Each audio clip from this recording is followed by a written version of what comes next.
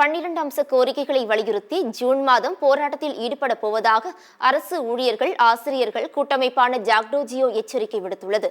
விழுப்புரத்தில் தலைமை ஆசிரியர்கள் மூவரும் பணி நிறைவு பாராட்டு விழா நடைபெற்றது.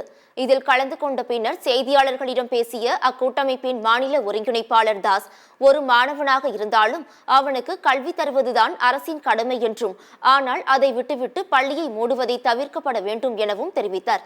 தமிழகத்தில் காலியாக உள்ள 10,000 ஆசிரியர் பணிகளை உடனடியாக நிரப்ப வேண்டும்.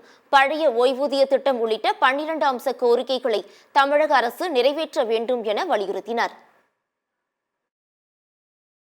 இதுதான் தொடர்ந்து பல காலமாக பழைய பென்ஷன் திட்டத்தை நடைமுறைப்படுத்த வேண்டும் என்ற கோரிக்கையை தொடர்ந்து நாங்கள் அரசுக்கு வலியுறுத்தி வருகிறோம். நிச்சயமாக அந்த கோரிக்கையை நிறைவேற்றும் வரை விடமாட்டோம் என்கின்ற உறுதியை இந்த பணி நிறைவு பாராட்டு நிகழ்வில் நாங்கள் தெரிவித்துக் கொள்கின்றோம். அதே போன்று 12 அம்ச கோரிக்கையை அரசு எங்களுக்கு உத்தரவாதப்படுத்தியிருக்கிறார்கள்.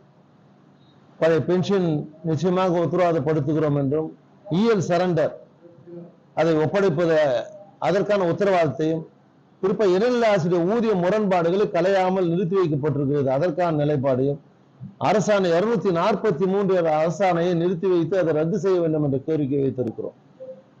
எனவே இப்போது துவக்கப்பள்ளியிலே தலைமை ஆசிரியர் பணியிடம் காலியாகவே இருக்கிறது.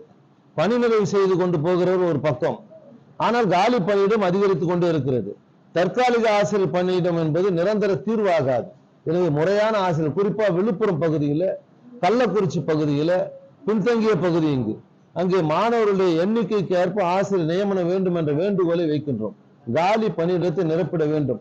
தற்பொழுது சம்பள கட்டு என்று வந்த அந்த வருமான வரித்துறைக்கான கோரிக்கை வைத்தது, கோரிக்கையை நிறைவேற்றியதாக கருவூலத்துறை ஆணையர் சொல்லியிருக்கிறார். அதாவது நாங்கள் வருமான வரித்துறைக்கு ஏற்ப மாதத்தில் எங்களுடைய ஊதியத்தில் பிடித்தும் வரும்.